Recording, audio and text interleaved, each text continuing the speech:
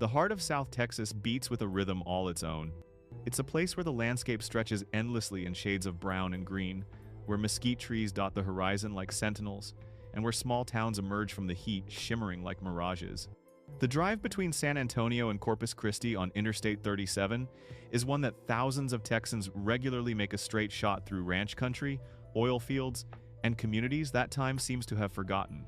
It was on this very stretch of highway, in an era before smartphones could summon help with a single touch, that I found myself in a situation that still raises the hairs on the back of my neck decades later. Oakville, Texas, sits almost perfectly halfway between these two cities, a tiny dot on the map that most travelers blow past without a second glance. But for those who know it, Oakville represents something quintessentially Texan, a place where community matters, where the gas station attendant knows your name, and where a good meal can be found in the most unexpected places. Back then, before the digital age transformed how we navigate and communicate, Oakville served as a natural meeting point, a landmark that everyone in the region recognized. The town itself was modest by any standard. You could count the businesses on one hand and still have fingers left over. There was the gas station, of course one of those old-style establishments where you could still get full service if you wanted it, where the pumps clicked and whirred mechanically, and where the cashier's counter displayed local crafts and homemade jerky. And then there was the restaurant, a gem hidden in plain sight that served up some of the best home-style cooking you could find anywhere in South Texas. What made this restaurant truly special, however, wasn't just the food. The walls and display cases held an extraordinary collection, hundreds upon hundreds of arrowheads, all found in the surrounding area. Each one told a story of the Native Americans who had called this land home centuries before. Some were small and delicate, crafted for hunting birds or small game. Others were larger, more robust, designed for bringing down deer or defending territory. The collection represented years of careful searching, of walking the creek beds and plowed fields after rains, of knowing where to look and what to look for. For a history enthusiast or anyone fascinated by the indigenous peoples of Texas, it was a remarkable sight. A tangible connection to the past displayed with pride by people who understood the significance of the land they inhabited. This was the era before cell phones became ubiquitous, a time that now seems almost prehistoric to younger generations but was simply normal life for those of us who lived it. When you left home, you were truly untethered from constant communication. You made plans in advance and you stuck to them, because there was no easy way to change them on the fly. If something went wrong on the road, you couldn't simply pull out a phone and call for help. You relied on the kindness of strangers, on the camaraderie of the highway, on CB radios if you had one, or on finding the next exit with a payphone. There was a vulnerability to travel in those days that's hard to explain to someone who's grown up with GPS and instant communication, but there was also a simplicity to it, a self-reliance that felt empowering. The story that brought me to Oakville that day began in San Antonio, where I had discovered a puppy in desperate need of help.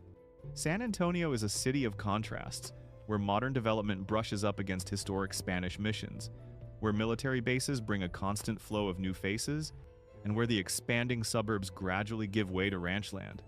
It was in one of these transitional areas that I found him a Malamute puppy, unmistakably purebred despite his condition, with no collar and in a state of severe malnourishment that made my heart ache.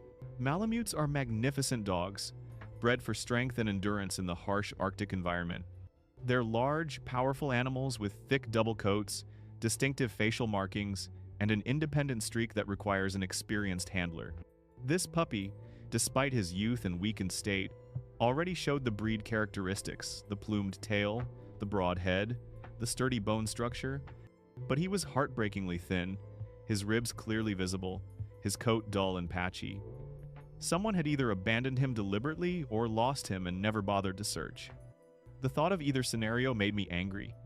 I scooped him up immediately, feeling how light he was for his size, and took him straight to my veterinarian. The vet's examination was thorough and sobering. The puppy was dehydrated, malnourished, and had intestinal parasites, all treatable conditions. But the dog had clearly been suffering for some time. He'll be okay with some TLC, the vet assured me, setting up a treatment plan that included special food, medication for the parasites, and careful monitoring as we brought his weight back up gradually. He's a fighter, this one. You can see it in his eyes. There was just one significant problem with my rescue mission. I already had a dog at home. My current companion was well established in my household, with his own routine, his own territory, and as I knew from his personality, a limited tolerance for sharing his space and his person. Bringing in a second dog, especially one who would grow to be quite large, wasn't feasible in my situation. The responsible thing would have been to find the puppy a good home, but I couldn't bear the thought of him going just anywhere after what he'd already been through. That's when I thought of my mother. She lived in Corpus Christi, that beautiful coastal city where the Gulf breeze tempers the Texas heat, where pelicans dive for fish along the seawall, and where the rhythm of life follows the tides. My mother had been talking about getting a dog for companionship, someone to share her home and her daily walks. She loved large breeds, appreciated their loyalty and presence. When I called her from a payphone and described the Malamute puppy, I could hear the excitement in her voice. "I'll take him," she said without hesitation. "When can I meet him?" We arranged to meet in Oakville, that perfect halfway point. It made sense logistically, neither of us would have to make the full drive, and we could catch up over a meal at that restaurant with the Arrowhead collection. My mother was eager to meet her new companion, and I was relieved to have found him such a perfect home. It seemed like everything was working out beautifully. For the journey, I was driving my older Jeep Cherokee, a vehicle that had already earned a notorious reputation in my life. This Jeep and I had what could charitably be called a complicated relationship. It seemed like every other week, I was visiting the mechanic's shop, dropping it off for yet another repair. My mechanic knew that Jeep better than I did at that point. He would see me pull into the lot and already be shaking his head, half amused and half exasperated.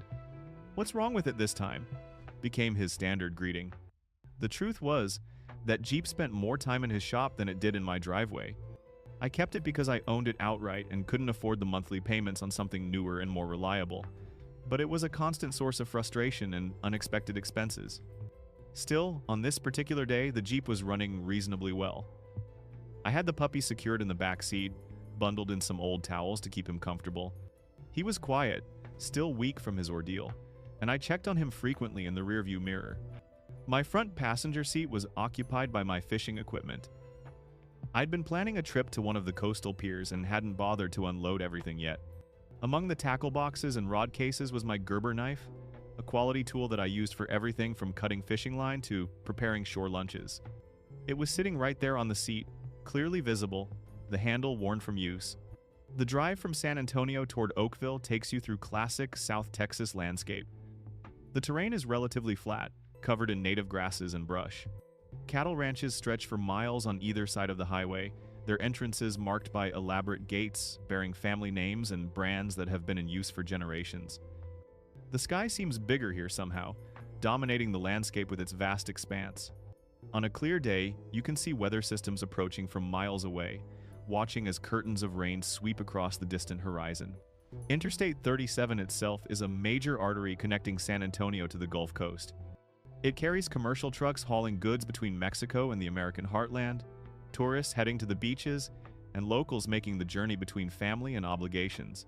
The traffic flow varies greatly during weekday rush hours. It can be surprisingly heavy near the cities. But in the middle stretches, especially at certain times of day, you can drive for long periods seeing only occasional vehicles. This was one of those times when traffic was very light.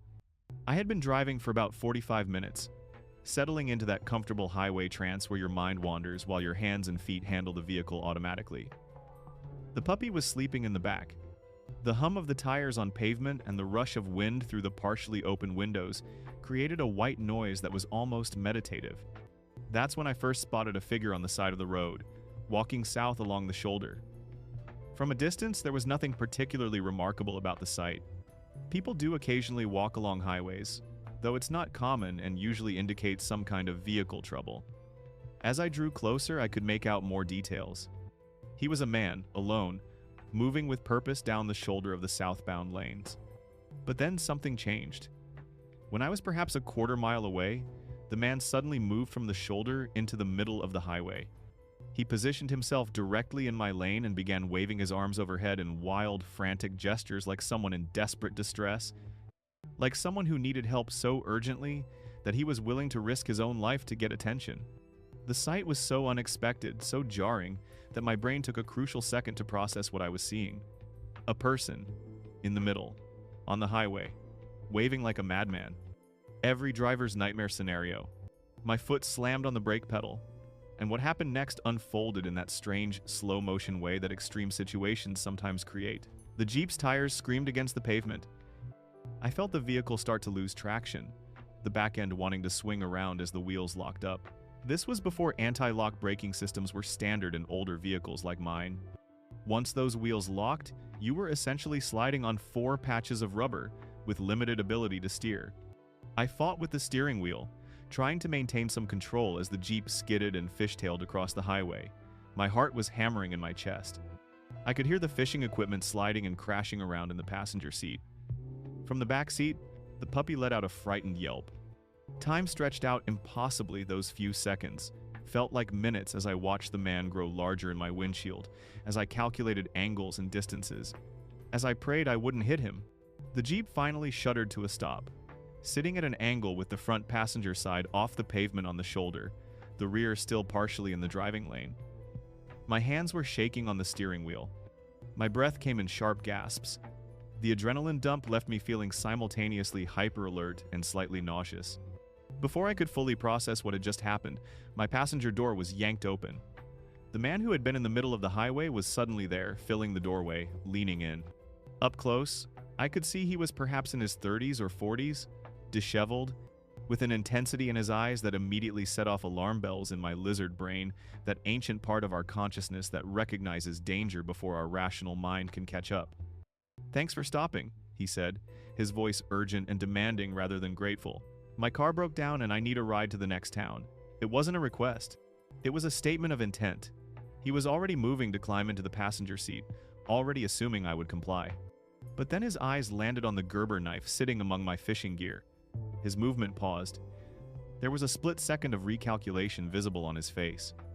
In that instant, operating purely on instinct, my hand shot out and grabbed the knife. I didn't pull it from its sheath.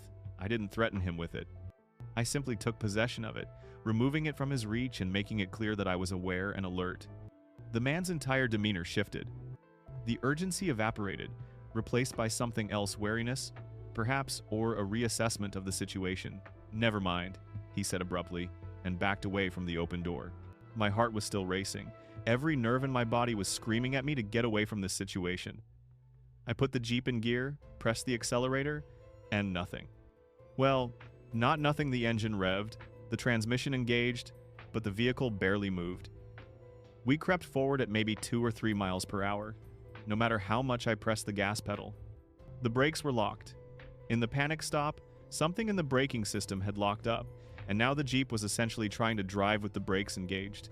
I could smell them starting to burn.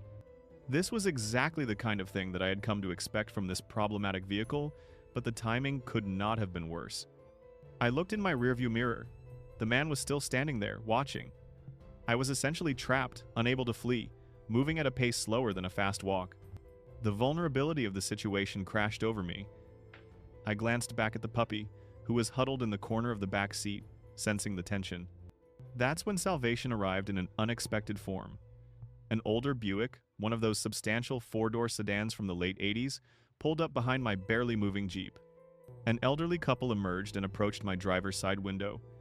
A man who appeared to be in his 70s, wearing a worn cowboy hat, and his wife, her white hair carefully styled, concern etched on her weathered face. "Are you all right, son?" the man asked, his voice carrying that distinctive Texas drawl that somehow makes everything sound a little friendlier. "That man," I started, gesturing toward where the hitchhiker still stood. "He was in the middle of the highway, forced me to stop." "We saw it," the woman interrupted, her voice tight with emotion. "That same man did the exact same thing to us just a few minutes ago. Jumped right out in front of our car, waving his arms like he was dying. We managed to stop without too much trouble, thank the Lord." Her husband picked up the story. "He came running up to our car, tried all the doors, but we keep them locked when we're on the highway, learned that lesson years ago. When he couldn't get in, he started yelling at us, demanding we unlock the doors. We just drove away. Been trying to figure out where we could report it. There's no cell phones to just call for help anymore, you know." The validation from these strangers was overwhelming. This wasn't just a misunderstanding or an overreaction on my part. This man had done the same thing to them. This was a pattern of behavior. But what was the intent? Was he trying to rob people? Carjack them? Or was there something else? Something even more sinister at play. My brakes are locked up, I explained, frustration and fear mixing in my voice. This old Jeep, it's always something. I can barely move. The elderly man nodded knowingly. Put it in reverse, then back into first gear. Do it a few times, harsh-like. Sometimes that'll shock a locked brake system loose. Used to have a truck that did the same thing. With nothing to lose, I followed his advice. I shoved the gear selector into reverse, gave it some gas, then immediately slammed it back into first gear. The Jeep lurched and shuddered. I did it again, and again. On the third try, I felt something give in the braking system, and suddenly the Jeep was moving normally again, free from whatever had been holding it back. Thank you, I called out to the couple, relief flooding through me. You be careful now, the woman said. We're heading to the next town ourselves to report this to the authorities. That man is going to cause a serious accident or worse. I drove toward Oakville with my hands gripping the steering wheel much too tightly, checking my mirrors obsessively, my mind racing with what had just happened. The puppy whimpered from the back seat, and I reached back awkwardly to pat him, trying to soothe both of us. When I finally pulled into the gas station in Oakville, I saw my mother's car already parked there. She got out with a smile that faltered when she saw my face. Before she could ask, the words started pouring out.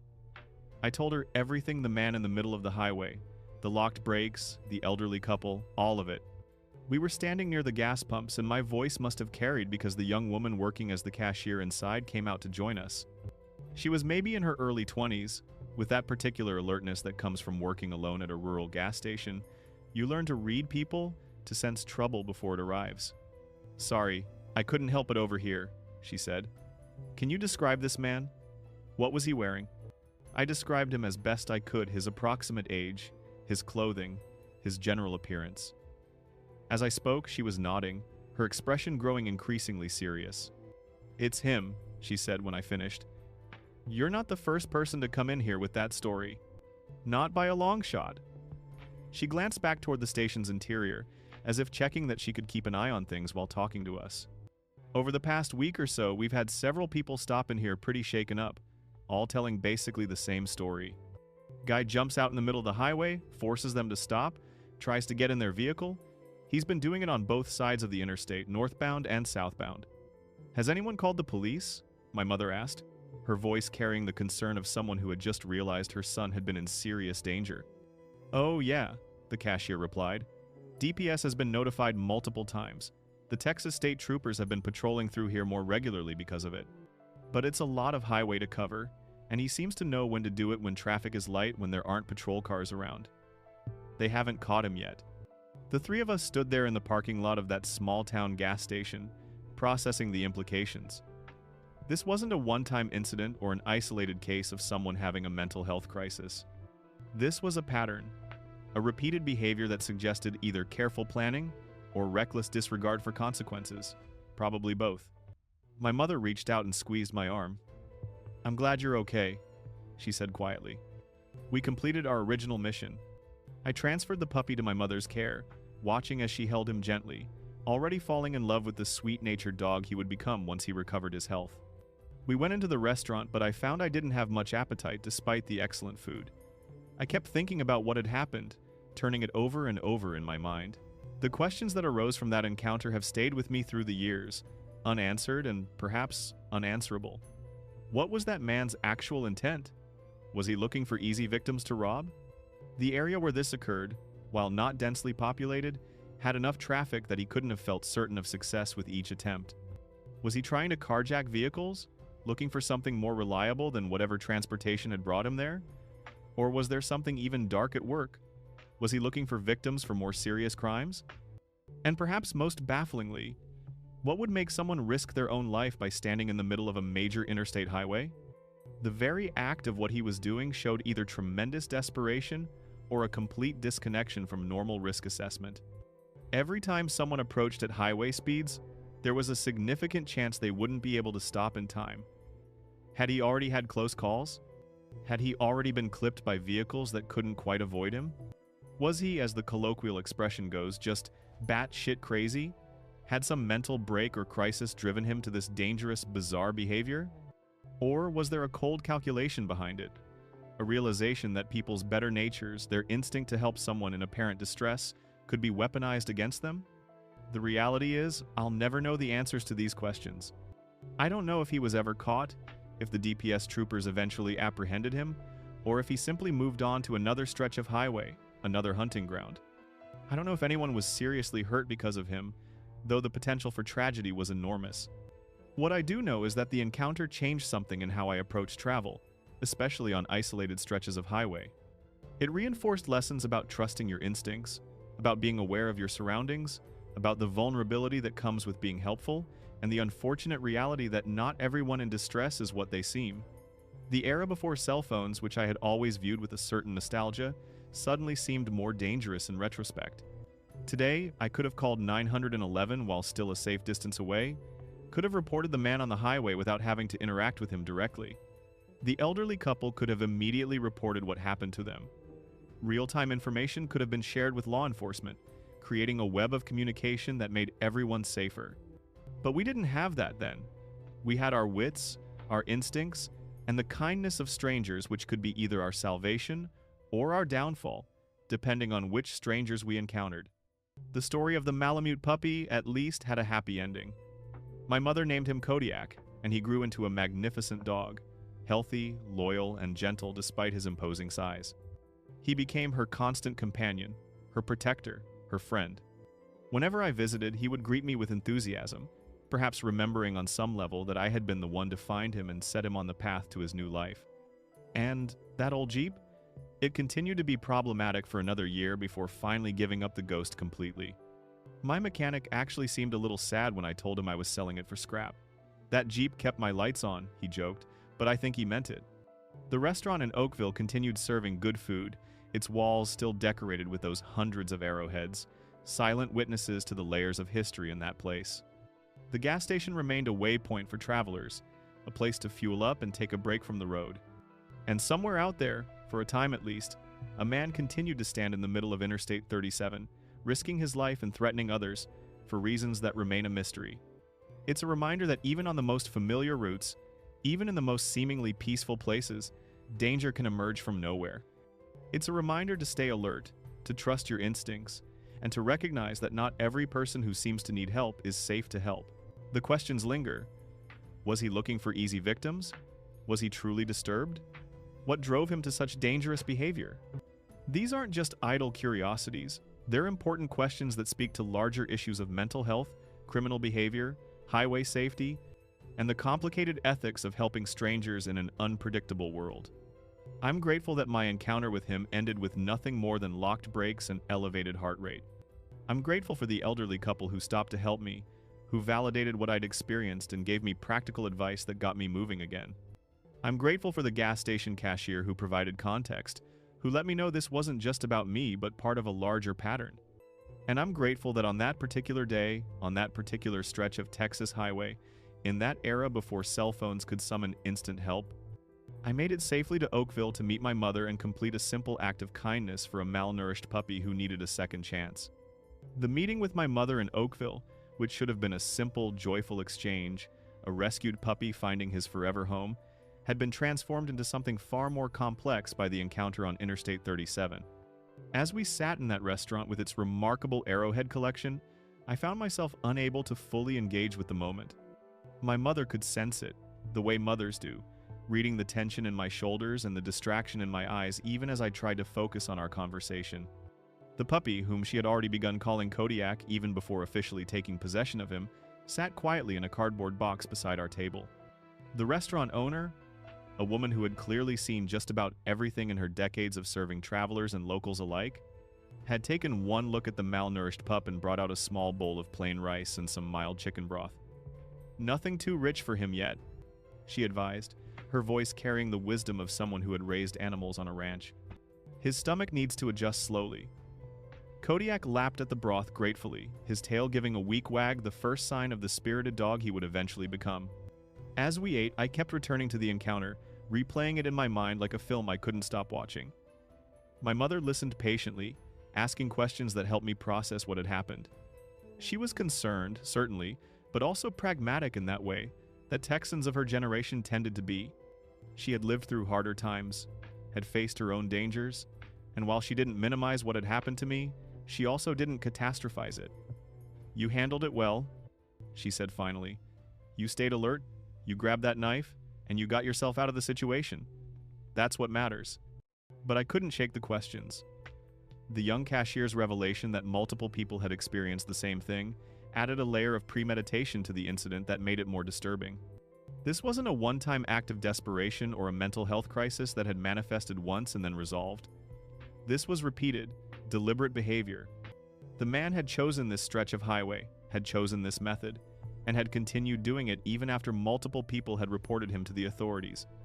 After we finished eating, my mother and I walked around the small town, if you could even call it that, stretching our legs before the remainder of our respective drives. Oakville in the mid-1990s was a place that seemed frozen in time. The few buildings that constituted the town center showed their age, paint peeling under the relentless Texas sun, metal roofs rusted at the seams.